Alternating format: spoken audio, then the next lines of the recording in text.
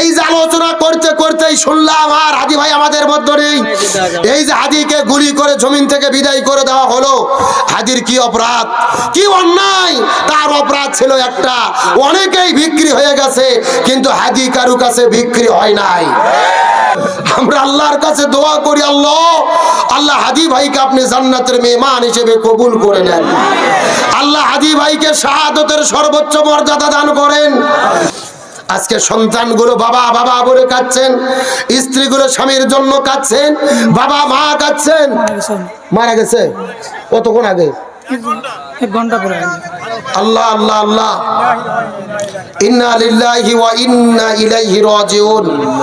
আমি মঞ্চে ওঠার আগ পর্যন্ত জানতাম উনি বেঁচে আছে, অত সেই মাত্র আমরা খবর পেয়ে গেলাম সেই শরীফ ওসমান হাদি ভাই আর আমাদের মধ্যে নাই।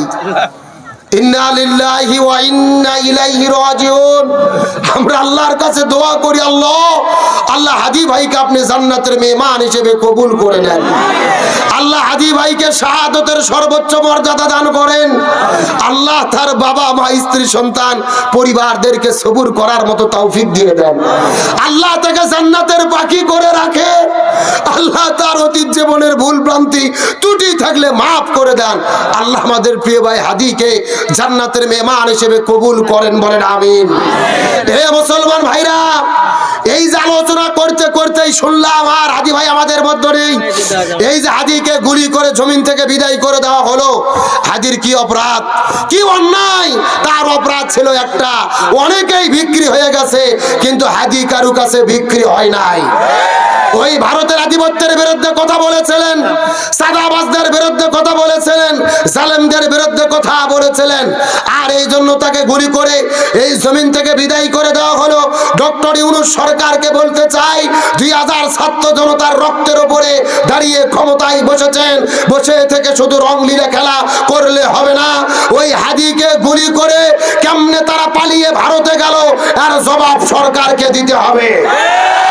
এবং এই ঘাতকেরা পৃথিবীর যেই প্রান্তেই থাক না কেন এদেরকে গ্রেফতার করে ধরে এনে ফাঁসির দড়িতে ঝুলাতে হবে। আর যদি সেটা আপনারা করতে না পারেন আপনাদের ক্ষমতায় থাকার কোনো অধিকার নাই। কি ইমানের শক্তি ছিল আমাদের হাদি ভাইয়ের! গুলি খাওয়ার আগের দিনেই তিনি বক্তব্য দিয়েছিলেন, আমি 500 বছর বাঁচতে চাই না, সিংহের মতো গর্জন দিয়ে প্রয়োজনে 5 বছর বাঁচবো। আমি জীবনে এমন কিছু করে যেতে চাই মানুষ যেন আমার জন্য দোয়া করে, আমাকে স্মরণ রাখে। আজকে বলতে মন চাচ্ছে, হাদি ভাই তুমি আসলেই সফল হয়ে গেছো। তুমি তো সফল, 30 বছর বয়সে জমিন থেকে বিদায় নিলে। আমার বিশ্বাস বাংলাদেশ যতদিন থাকবে এই দেশের মানুষ হাদিকে ততদিন স্মরণ রাখবে। এই দেশের পক্ষে তিনি কথা বলেছেন, আধিপত্যের বিরুদ্ধে কথা বলেছেন। সাক্ষাৎকারে তিনি বলেছিলেন, আমি জানি হয়তো বা অতি অল্প সময় দুনিয়া থেকে বিদায় নিয়ে চলে যাব, তবে আপনাদের কাছে অনুরোধ করে বলে যাই, আমি যদি শহীদ হয়ে যাই আপনারা একটু আমার সন্তানটাকে দেখে রাখবেন। আজকে সেই সন্তান এতিম হয়ে গেল, তিনি জমিন থেকে বিদায় নিয়ে চলে গেলেন।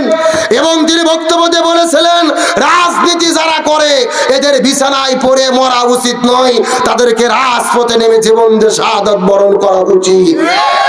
আমার তো মনে বলে হাদির মনের আশা আল্লাহ পূরণ করেছে, হাদির চাওয়া আল্লাহ পূরণ করেছে। রাজপথে তিনি নির্বাচনী গণসংযোগ করতে করতেই ঘুরি খেয়ে জমিন থেকে বিদায় নিলেন। আমার মনে বলে আল্লাহ তার আশা পূরণ করেছে, আল্লাহ তাকে শাহাদাতের সর্বোচ্চ মর্যাদা দান করুক, বলেন আমিন। আল্লাহ তাকে জান্নাতের মেহমান হিসেবে কবুল করুক, বলেন আমিন। সিঙ্গাপুর থেকে বাংলাদেশে লাশ আসবে, আমার তো মনে বলে বাংলাদেশে নতুন ইতিহাস সৃষ্টি হবে। শহীদ প্রেসিডেন্ট জিয়াউর রহমান বাংলাদেশের পক্ষে ছিলেন, তার মতো বড় জানাজা হয় নাই। তারপরে জানাজা হয়েছিল আল্লামা দিলওয়ার হোসেন সাইদির জানাজা। আমি নিজে পিরোজপুরে গিয়েছিলাম, আল্লাহ তৌফিক দিয়েছিল। ওই জালেমেরা জানাজায় 40 ধারা জারি করার পরেও বন্ধ করতে পারেনি। লক্ষ লক্ষ মানুষ জানাজা করেছিল। শরীফ হাদি ভাই আমাদের মধ্যে বিদায় নিয়ে চলে গেছে। আমার বিশ্বাস বাংলাদেশে নতুন ইতিহাস সৃষ্টি হবে। শুধু লক্ষ লক্ষ নয়, অন্তত কোটি জনতার স্রোত নামবে তার জানাজার ভেতরে। সত্যি শরীফ হাদি সফল, অল্প বয়সে তিনি সফল হয়ে গেছে। কিন্তু আমি বলতে চাই, শরীফ হাদি বিদায় নিয়ে চলে গেছে, এক শরীফ হাদি বিদায় নিয়েছে তো কি হয়েছে, লক্ষ হাদির জন্ম হবে এই দেশের ভেতরে। আর হাদিস এই স্বপ্ন থেকে বিদায় নিল, এই বাংলাদেশকে ভারতের আধিপত্য থেকে মুক্ত করতে চেয়েছিল। ওই হাদির স্বপ্নকে এই বাংলাদেশের তরুণ হিসেবে আমাদের স্বপ্নটা পূরণ করতে হবে। ওই হাজির অসমাপ্ত স্বপ্ন আমাদের পূরণ করতে হবে, তার অসমাপ্ত কাজ আমাদের চালিয়ে নিয়ে যেতে হবে। হাজিকে হলি করে হত্যা করলেন, সোশ্যাল মিডিয়াতে প্রচার হচ্ছে। ওই স্বৈরাচারীরা টার্গেট করেছে 50 জন ব্যক্তিকে। প্রথমে হাজি ছিল, তিনি বিদায় নিয়ে চলে গেল। অনেকে বলতেছে এরপরে টার্গেট হলো হাসনাত আব্দুল্লাহ, তারপরে সার্জিস, এমনকি আজকে আমরা দেখেছি রোমা নামে একটা মেয়ে, বৈষম্য বিরোধী ছাত্র আন্দোলনের নেত্রী, এনসিপির নেত্রী, তার মরদেহ আজকে পাওয়া গেছে। ডক্টর ইউনূস সরকারকে বলতে চাই, জুলাই যোদ্ধাদের যদি আপনি নিরাপত্তা দিতে না পারেন, আপনার ক্ষমতায় থাকার নৈতিক কোনো অধিকার নাই। এ স্বরাষ্ট্রমন্ত্রীর পদত্যাগ আমরা দেখতে চাই। কি প্রশাসনের কাজ আপনি করেন? আমাদের ছেলেপেলেদের গুলি করে হত্যা করে প্রতিদিন শহীদ করে দিচ্ছে, তাদের নিরাপত্তা দিতে না পারলে কিসের আপনাদের ক্ষমতা? যেখান থেকে এসেছেন সেখানে চলে যান, ছাত্র জনতায় বিপ্লবী সরকার গঠন করে দেশ চালাবে। আল্লাহ তাআলা এই জাতিকে, তরুণ সমাজকে হেফাজত করুক, বলেন আমিন। আরো জোরে বলেন আমিন। আপনারা কি কষ্ট পাইলেন? মন খারাপ করলেন? আমরা বিশ্বাস করি উসমান হাদিকে আল্লাহ তাআলা জান্নাতের মেহমান বানাবে ইনশাআল্লাহ। তার কারণ নিরপরাধ মানুষকে হত্যা করা হলো, জীবন দিল, তাকে শাহাদাতের মর্যাদা দান করবে কে? আর আল্লাহর কোরআন বলেছেন, ওয়ালা তাকুলু লিমান ইউকতালু ফি সাবিলিল্লাহি আমওয়াত বাল আহইয়াউ ওয়ালাকিন লা তাশউরুন। দ্বীনের পথে হকের পক্ষে থেকে যারা জীবন দেয় এরা মরে না, এদেরকে বাঁচিয়ে রাখে কে? আল্লাহ। সুতরাং হাজি মরে নাই, হাদি বেঁচে আছে, হাদি বেঁচে থাকবে কিয়ামত পর্যন্ত। হাদি মানুষের যুবকদের অন্তরে অন্তরে বেঁচে থাকবে, বাংলাদেশে বেঁচে থাকবে ইনশাআল্লাহ। তাহলে আলোচনা শুরু করেছিলাম শান্তির জন্য কি লাগবে, আর নবীজির জীবন আদর্শ মানা ফরজ করেছেন কে? আল্লাহ। আর করে বলেন। আমার বন্ধুগণ, মুসলমান ভাইরা, গভীর মনোযোগ লক্ষ্য করুন। কোন দিকে নজর নাই, কোন দিকে তাকাতাকি নাই। কিছু কথা বলার পরে বিদায় নিয়ে চলে যাওয়ার চেষ্টা করব।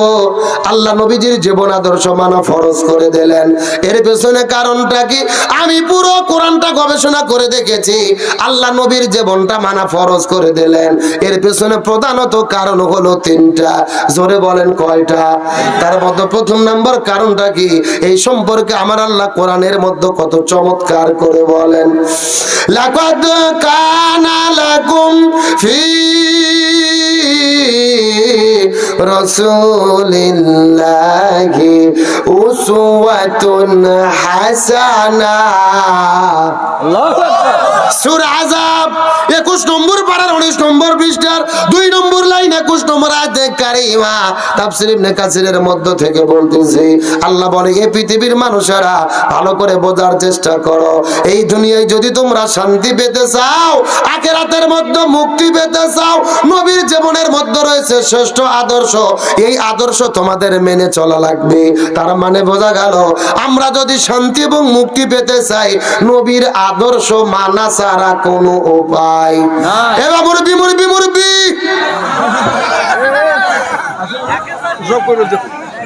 না না, এখনই কিসের পেশাব? এই বয়সে বেশি পেশাব করার লক্ষণ ভালো না, ডায়াবেটিস হবে। আর বাড়ির বউ থাকলে আরো বিপদ।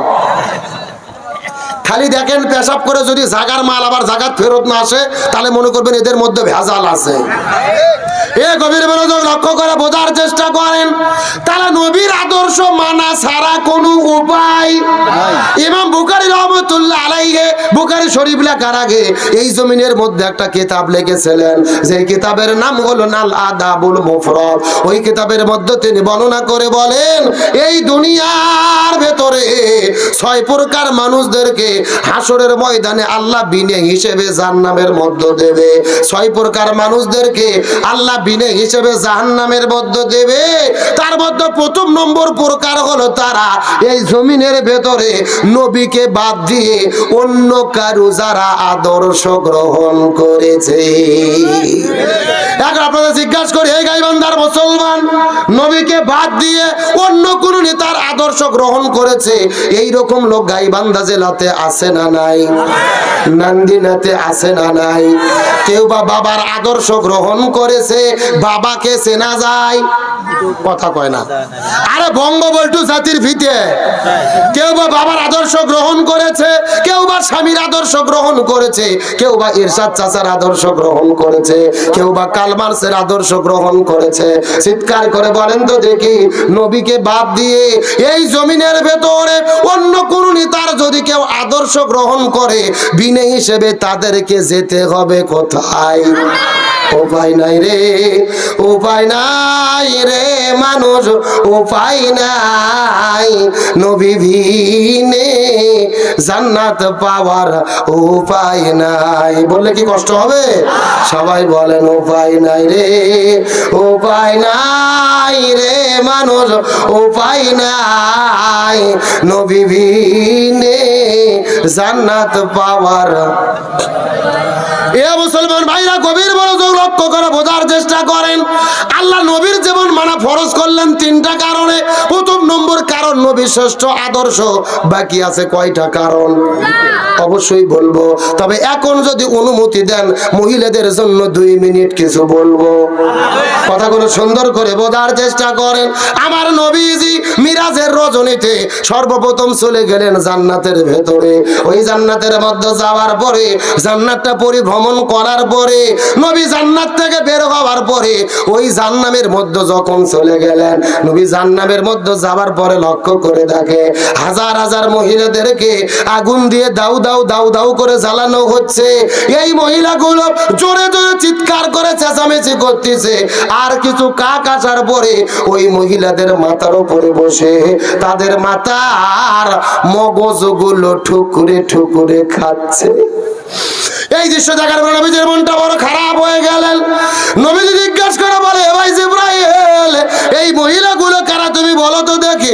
জিবরাইল ডাকতে বলে, ইয়া রাসূলুল্লাহ, এই মাত্র আল্লাহ তাআলা জানাই দিয়েছে আপনার উম্মতের ভেতরে অধিকাংশ মহিলারা জাহান্নামে যাবে। অধিকাংশ মহিলাগুলো যাবে কোথায়? এ বাবা, এত মাস্টারি করে পানি পড়ুক তো, ভিজে যাক, এত শুরু ছরুত করেন না। মিনিট 30 ভেজা যাবে না? কতদিন জমিত কাজ করতেছে, ভিজছেন না? তে কি এমন সমস্যা হলে বাড়ি পর্যন্ত যাওয়া পারবেন তার গ্যারান্টি আছে? এই যে হাজি মরে গেল, আজরাইল কখন কোথায় ঘরে বলার কোনো সুযোগ নাই। পানি পড়ুক, আমরা ভিজি, ও আর চলতে থাক। কি বলেন আপনারা? এ গভীর মনোযোগ লক্ষ্য করে বোঝার চেষ্টা করবেন। জিবরাইল ডাকতে বলে, ইয়া রাসূলুল্লাহ, অধিকাংশ মহিলা জাহান্নামের মধ্যে চলে যাবে।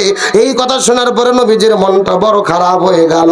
নবীজি ডাকতে বলে, এ ভাই জিবরাইল, অধিকাংশ মহিলা জাহান্নামের মধ্যে যাবে, এর পেছনে কারণটা কি তোমার কাছে জানতে চাই, বলো তো দেখি। এমন সময় জিবরাইল ডাকতে বলে, ইয়া রাসূলুল্লাহ, অধিকাংশ মহিলা জাহান্নামে যাবে, এর পেছনে অনেকগুলা কারণ রয়েছে। তার ভেতরে প্রধানত কারণ হলো 2টা। জোরে বলেন কয়টা? সাউন্ড নাই। আচ্ছা, আপনাদের কি কষ্ট হচ্ছে?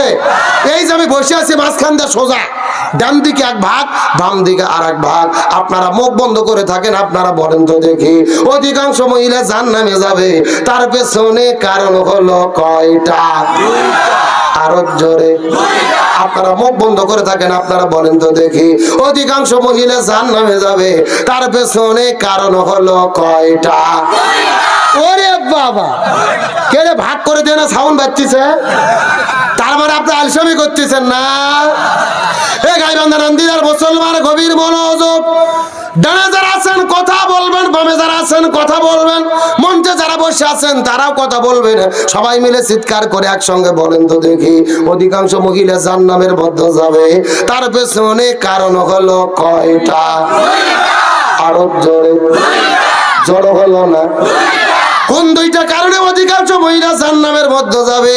এই 2 প্রকার মহিলা গাইবান্ধা জেলার মধ্যে আছে কিনা এটা হাদিস থেকে জানার দরকার আছে না নাই? আপনাদের দরকার না থাকলেও মহিলাদের দরকার আছে। হ্যাঁ মা বোনেরা, বসেন, 10টা মিনিট বসেন, আমি আসতেছি। এ গভীর মনোযোগ, তাহলে চিৎকার করে বলেন দেখি, নবীজির জীবন আদর্শ মানা ফরজ করেছেন কে? এক নম্বর কারণ হলো নবী শ্রেষ্ঠ আদর্শ। দুই নম্বর কারণটা কি? এই সম্পর্কে আমার আল্লাহ তাআলা কোরআনের মধ্যে কত চমৎকার করে বলেন, ওয়া ইন্নাকা লাআলা খুলুকিন আযীম। সূরা কলম 29 নম্বর পারা 3 নম্বর পৃষ্ঠার 12 নম্বর লাইন 4 নম্বর আয়াতে কারিমা তাফসীর ইবনে কাসিরের মধ্য থেকে বলতেছে, আল্লাহ বলে এই পৃথিবীর মানুষেরা ভালো করে বোঝার চেষ্টা করো। হযরত আদম আলাইহিস সালাম থেকে শুরু করে ঈসা রুহুল্লাহ পর্যন্ত এই জমিনের ভেতরে আমি যত নবী রাসূল প্রেরণ করেছি, কোন নবী রাসূলের ক্ষেত্রে কিন্তু আমি চরিত্রের সার্টিফিকেট দেই নাই, কিন্তু আমি আল্লাহ কোরআনের মধ্যে বলেছি, ওয়া ইন্নাকা লাআলা খুলুকিন আযীম, আমি নবীর জীবনের মধ্যে শ্রেষ্ঠ চরিত্র দান করেছি। নবীদের কাছে যাওয়ার পরে কিছু সাহাবীরা জিজ্ঞেস করলেন, আর আয়েশা সিদ্দিকার কাছে জিজ্ঞেস করলেন, ই আম্মা জান আয়েশা সিদ্দিকা, আপনি বলেন তো নবীজির চরিত্রটা কেমন ছিল? আম্মা জান আয়েশা সিদ্দিকা বলে, নবীর সাহাবীরা তোমরা কি কোরআন পড়ো নাই? সাহাবীরা বলে, হ্যাঁ আমরা কোরআন পড়েছি। এমন সময় আম্মা জান বলেছে, তাহলে তোমরা ভালোভাবে জেনে নাও, পবিত্র কোরআন ছিল যেমন, আমার নবীজির চরিত্রটা ছিল তেমন।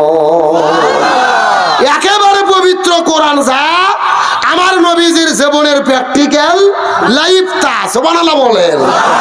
এ মুসলমান ভাইরা গভীর মনোযোগ লক্ষ্য করুন, আল্লাহ নবীর জীবন মানাকে ফরজ করে দিয়েছে। এক নম্বর নবী শ্রেষ্ঠ আদর্শ, দুই নম্বর নবী শ্রেষ্ঠ চরিত্র, তিন নম্বর কারণটা কি? এই সম্পর্কে আমার আল্লাহ কোরআনের মধ্যে কত চমৎকার করে বলেন, ওয়া আরসালনাকা ইল্লা রাহমাতাল লিল আলামিন। সূরা আম্বিয়া 17 নম্বর পারার 13 নম্বর পৃষ্ঠার 6 নম্বর লাইন 107 নম্বর আয়াতে কারিমা তাফসীর ফি জিলালিল কোরআন আল্লামা সাইয়্যিদ কুতুব শহীদ রহমাতুল্লাহ আলাইহি বর্ণনা করে বলেন, আল্লাহ রাব্বুল আলামিন কত চমৎকার করে বলেছেন, এই পৃথিবীর মানুষেরা ভালো করে বোঝার চেষ্টা করো। আসমান বলো, জমিন বলো, গ্রহ বলো, নক্ষত্র বলো, জ্যোতিষ্ক মণ্ডলী বলো, নিহারিকা বলো, আমি আল্লাহ তাআলা মহা জগতের মধ্যে মহাবিশ্বের ভিতরে যতগুলো জগৎ সৃষ্টি করেছি, আমি প্রত্যেকটা জগতের ভেতরে আমি আমার নবীকে রহমত স্বরূপ প্রেরণ করেছি। এ গাইবান্ধার মুসলমান, কোন দিকে নজর নাই, তাকাতাকি নাই। এতক্ষণ পর্যন্ত আনন্দ করে করে মজা করে করে আলোচনা শুনেছেন, তবে শেষ একটা দৃষ্টান্ত দেওয়ার পরে সামনের দিকে চলে যাব। আবেগ নিয়ে, অনুভূতি নিয়ে কথাগুলো বোঝার চেষ্টা করবেন। আমাদের নবীজি কেমন রহমত ছিল ভালো করে বোঝার চেষ্টা করেন। নবীজির বাবার নাম আব্দুল্লাহ, মায়ের নাম হলো আমিনা। এখন পর্যন্ত নবী দুনিয়াতে জন্ম গ্রহণ করে নাই। সর্বপ্রথম যেদিন মায়ের গর্ভের ভেতরে নবীজি অস্তিত্ব লাভ করেছে, আমিনা ঘরের মধ্য থেকে বের হওয়ার পরে রাস্তাঘাট দিয়ে যখন হাঁটা শুরু করেছে, তার শরীরের মধ্য থেকে সুঘ্রাণ বের হয়ে পুরো জমিনের মধ্যে ছড়িয়ে পড়া শুরু করেছে। আরেকটু জোরে বলেন। সুগন্ধি ছড়িয়ে পড়ার পরে লক্ষ্য করে দেখা গেল, ভাই আসতে কথা বাস্ত, ওই মক্কার মানুষেরা মিছিল করা শুরু করে দিলেন, মানি না, মানব না। এই মক্কার রীতি এবং নীতি হলো, যে মেয়ের স্বামী মারা যাবে ওই মেয়ে শরীরের মধ্যে সুঘ্রাণ ব্যবহার করতে পারবে না। কিন্তু আমিনার স্বামী আব্দুল্লাহ দুনিয়া থেকে বিদায় নিয়ে চলে গেছে, অথচ আমিনা কেন শরীরের মধ্যে সুঘ্রাণ ব্যবহার করে? মিছিল করতে করতে এক দৌড়ে তারা চলে গেলেন নবীজির দাদা আব্দুল মুত্তালিবের কাছে। যাওয়ার পরে ডাক দিয়ে বলে, নেতা আপনি রীতি এবং নীতি করে দিলেন, যাদের স্বামী মারা যাবে সুগন্ধি ব্যবহার করতে পারবে না, কিন্তু আপনার পুত্রবধূ আমেনা তার শরীরের মধ্যে কেন সুঘ্রাণ ব্যবহার করে? আমরা গবেষণা করে দেখেছি তার শরীরের মধ্যে এমন সুঘ্রাণ পাওয়া যায় রে, যেই সুঘ্রাণ পুরো মক্কা মদিনার ভেতরে কোনো দোকানে খোঁজ করে আমরা পাই না। আব্দুল মুত্তালিব তার স্ত্রীকে সঙ্গে করে নেওয়ার পরে আমিনার কাছে যাওয়ার পরে ডাক দে বলে, মা এ পুত্রবধূ, এ বৌমা, তুই কি আমাদের নাক কান গলাগুলোকে কাটা ফেলবি রে বা? তুই কেন সুগন্ধি ব্যবহার করেছিস জানতে চাই। মক্কার মানুষেরা আমার কাছে তোর বিরুদ্ধে নালিশ দেয়, বিচার দেয়। আমি না ডাক দে বলে বাবা মিথ্যা কথা বলবো না, কসম করে বলি কয়েকদিন আগে আমার গর্ভের ভেতরে একটা সন্তানের অস্তিত্ব লাভ হয়ে গেছে। যেই দিন গর্ভের মধ্যে সন্তান এলো ওই দিন আমার জীবনে কিছু বিস্ময়কর ঘটনা ঘটা শুরু করে দিয়েছে। আমি লক্ষ্য করে দেখি আমার গর্ভের মধ্যে প্রথম যেই দিন সন্তানের সূচনা হলো ওই ঘরের দরজা জানালা এমনকি ধুলোবালি কোনা পর্যন্ত আমাকে সালাম বলা শুরু করেছে। ওই ঘরের মধ্যে আমি লক্ষ্য করে দেখতে পারি আল্লাহর পক্ষ থেকে 12 জন রাসূল আমার ঘরের মধ্যে আগমন করলেন, আমাকে হালান সালান জানিয়ে সংবর্ধনা জানিয়ে দিয়ে গেল। ওই জান্নাতের মধ্য থেকে 3 জন জান্নাতি মহিষী নারী আমার ঘরের মধ্যে আগমন করে আমার গলার মধ্যে ফুলের মালা পরিয়ে দিয়েছে। 1 নম্বর ইমরাতু ফিরাউন, ফিরাউনের স্ত্রী আসিয়া আলাইহিস সালাম। 2 নম্বর উম্মে ঈসা, ঈসা আলাইহিস সালামের মা হযরত মারিয়াম আলাইহিস সালাম। আর 3 নম্বর উক্তে মুসা, মুসা আলাইহিস সালামের বোন হযরত কুলসুম আলাইহিস সালাম। এই 3 জন মহিষী নারী জান্নাতের মধ্য থেকে জান্নাতের মালা আনার পরে আমার ঘরের মধ্যে ঢোকার পরে আমার গলার মধ্যে মালা দিয়ে ডাক দে বলে মারিয়াম রে, ডাক দে বলে আমিনা রে, তুমি কোন যেন তেন মহিলা নই রে, তোমার গর্ভের ভেতরে আগমন করবেন আখেরি জামানার পয়গম্বর। লিল্লাহি তাকবীর। আমিনা ডাক দে বলে বাবা মিথ্যা কথা বলবা না, গভীর মনোযোগ। আমি ঘর থেকে বের হবার পরে কাকের মধ্যে কলস নিয়ে ওই কূপের মধ্যে যখন পানি উত্তোলন করতে গেছে, কূপের কাছে যাওয়ার পরে লক্ষ্য করে দেখি ওই কূপের পানিগুলো টকবক টকবক টকবক করে ফোলা শুরু করলে উঠতে উঠতে কূপের মুখের কাছে চলে এসেছে, কূপের জবান খুলে গেছে। আমাকে ডাক দে বলে আমি না কষ্ট করে তোমাকে আসার কোনো দরকার নাই রে, তোমার গর্ভের ভেতরে আখেরি জামানার পয়গম্বর তুমি আমিনা যদি তুমি আমিনা যদি আমাদের কাছে আবদার করো, হুকুম করো, আমরা কূপের পানি তোমার ঘরের দরজায় যেতে চাই। এ মুসলমান ভাইরা গভীর মনোযোগ লক্ষ্য করুন, নবী কেমন রহমত ছিল আমি আপনাদের কি দিয়ে বোঝাই। এই পৃথিবীর ভেতরে সবচাইতে কষ্টের কাম হলো সন্তান প্রসব করা। এত কষ্টের কাম দুনিয়ার মধ্যে একটাও নাই। সন্তান গর্ভে ধারণ করে ওই সন্তানকে প্রসব করা, জীবিত মানুষের মধ্য থেকে আর একটা জীবিত মানুষ বের হওয়া, এর চাইতে বড় কষ্টের কাম দুনিয়ার মধ্যে একটাও নাই। গভীর মনোযোগ বোঝার চেষ্টা করবেন। এই দুনিয়ার চিকিৎসা বিজ্ঞানী গুণ বলে স্বামী স্ত্রী মিলামিশা করার বলে স্বামীর ঔরস থেকে একটা ফোঁটা নাপাক বীর্য যখন মায়ের গর্ভে যায়, ওই মায়ের গর্ভের ভেতরে 40 দিনে নাপাক পানি থেকে রক্তে খণ্ডে পরিণত হয়, আর 40 দিন গেলে গোস্তে রূপান্তরিত হয়, আর 40 দিন গেলে হাড় রূপান্তরিত হয়, তারপরে হাত হয়, পা হয়, চোখ হয়, মাথা হয়। এইরকম ভাবে চলতে চলতে চলতে চলতে ওই মায়ের গর্ভের মধ্যে সন্তানের বয়স যখন 6 মাস পার হয়ে 7 মাস শুরু হয়। কয় মাস? আচ্ছা কারে যে ছেলে পেলে ডিস্টার্ব করতেছে কারা? বাবা ভলান্টিয়ার ছেলেরা কোথায়? এ গাইবান্ধার মুসলমান গভীর মনোযোগ। জানি না আর যেমন আপনাদের মধ্যে আসতে পারবো কি পারবো না, তবে এই দৃষ্টান্ত দিয়ে আপনাদের মধ্য থেকে বিদায় নিয়ে চলে যেতে চাই। নবীর প্রতি ভালোবাসা মহব্বত নিয়ে কথাগুলো বোঝার চেষ্টা করবেন। ওই মায়ের গর্ভের ভেতরে সন্তান যখন 6 মাস পার হয়ে 7 মাসের মধ্যে যখন বয়স হয়ে যায়, ওই সন্তানের পা থাকে মায়ের গর্ভে উপরের দিকে আর মাথা থাকে নিচের দিকে। ওই সন্তানের পা গুলো মায়ের কলিজা বরাবর ঠেকে যায়, মাথা থাকে নিচের দিকে। এই সন্তান মায়ের গর্ভের মধ্যে বারবার বারবার লাথি মারতে থাকে। আপনি আপনার মায়ের কলিজার মধ্যে লাথি মেরেছেন, আমিও আমার মায়ের কলিজার মধ্যে লাথি মেরেছি। সন্তান গর্ভে ধারণ করা কত যে কষ্টের, এই যন্ত্রণা আপনার মাও বলতে পারবে, আপনার স্ত্রী বলতে পারবে, আমার মা বলতে পারবে, স্ত্রী বলতে পারবে, আমরা বলতে পারবো না। এই সন্তান বারবার বারবার মায়ের কলিজার মধ্যে লাথি মারে। এই জন্য লক্ষ্য করে দেখবেন যে মেয়েটির গর্ভবতী 6 মাস বয়স হয়ে যায়, ওই মা কতদিন দিনে রাতে নীরবে নিবৃত্তিতে একা একা কেঁদে কেঁদে চোখের জলে পুরো শরীরটা ভিজে ফেলায়, কারো কাছে কষ্টের কথা বলে না। এই দুনিয়ার চিকিৎসা বিজ্ঞানীগণ বলেন প্রত্যেকটা সন্তান তার মায়ের গর্ভের ভেতরে 3000 বার থেকে 3500 বার পর্যন্ত মায়ের কলিজায় লাথি মারি। কিন্তু ডাক্তাররা বলেন আমাদের পরীক্ষা ফেল বলে যায়, এই দুনিয়ার ভেতরে একটা সুস্থ মানুষের কলিজার ভেতরে সামান্য যদি চুল দিয়ে আঘাত করা হতো, ওই মানুষটা দুনিয়ার মধ্য থেকে মৃত্যুবরণ করার কথা। কিন্তু এই যে সন্তানগুলো 3500 বার পর্যন্ত মায়ের কলিজার মধ্যে লাথি মারে, তারা বলে আমাদের পরীক্ষা ফেল হয়ে যায়, গবেষণা ফেল হয়ে যায়। আমাদের মাথায় খেলেন, আমরা গবেষণা করে দেখেছি যেই সন্তান মায়ের কলিজার ভেতরে যত বেশি লাথি মারে, ওই মায়ের সাথে ওই সন্তানের সম্পর্ক ভালোবাসা আল্লাহ তাআলা আরো তত বৃদ্ধি করে দেয়। লিল্লাহি তাকবীর।